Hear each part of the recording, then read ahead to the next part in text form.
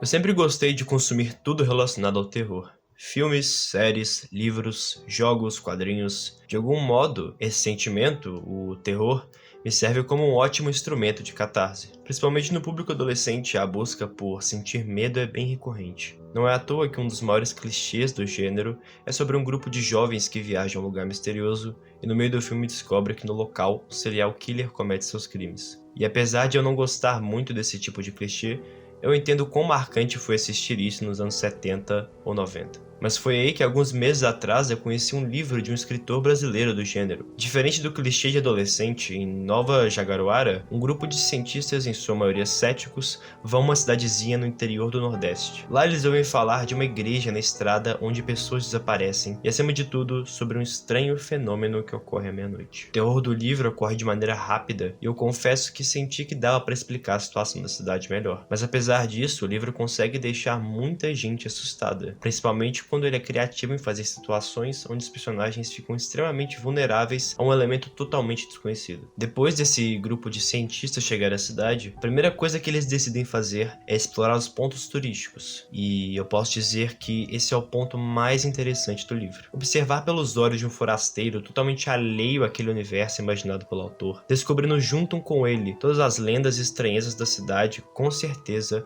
é o que me deixou mais animado para saber aonde tudo aquilo iria chegar. Mas, na realidade, o que mais me chamou a atenção foi o clássico conflito entre bem e mal que ocorre durante o livro. E apesar dessa dualidade ser o gênero mais básico de conflito, porque ele afeta justamente a visão de nós e eles, eu tava sentindo falta de uma história que desenvolvesse isso bem, sabe? Durante o livro, enquanto acompanhamos a jornada de Vicente, Felipe, André, Maria e Rose, o autor nos conta sobre o passado de Nova Jaguaruara, que eu posso dizer que é bem estranho. Em Nova Jaguaruara, uma cidade da época imperial no interior do Nordeste, lá, após a metade do século XIX e após o nascimento de um menino, a cidade teve um crescimento muito próspero, não havendo mais mortes, secas ou fome. As colheitas prosperavam e as pessoas cada vez mais enriqueciam. Com isso, a região começou a ficar cada vez mais interessada nesse menino. Para todos, Bonifácio era um grande milagre enviado por Deus, e não demorou para as pessoas doentes ou com suspeitas de possessão passassem a procurá-lo para se livrarem do mal que os açoitava. E sim, de fato Bonifácio tinha esses poderes milagrosos, mas o problema era justamente quando Bonifácio bania esse mal das pessoas.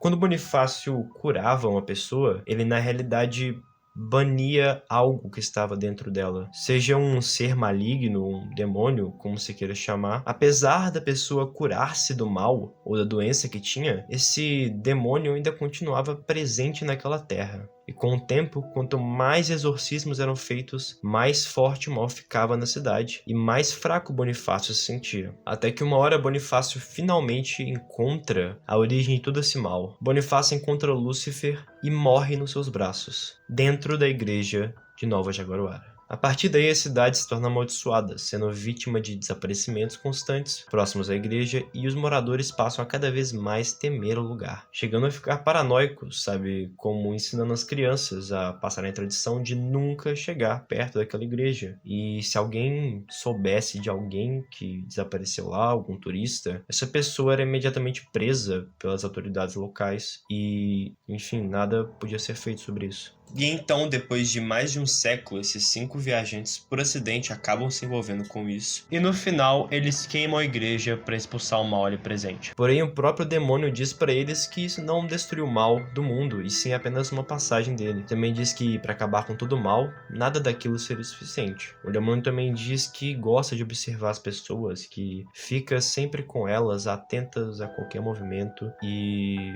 eu acho que dá para tirar alguma conclusão filosófica disso. Em um dos diálogos com Lúcifer que Vicente tem no final do livro, ele diz que Deus nos deu um enorme banquete, porém não temperou a comida com o mínimo de sal. Conclui que ele, o demônio, e todos os prazeres e tentações da vida são esse sal e esse tempero, e é claro que dá pra dizer que essa é uma desculpa totalmente esfarrapada. É como se o mal tentasse encontrar uma razão para existir, como se sem a dor a vida não teria graça. E por isso, eu acho que às vezes nós deveríamos apenas aceitar a existência das coisas. A morte existe, não vai deixar de existir. Mas a vida também existe.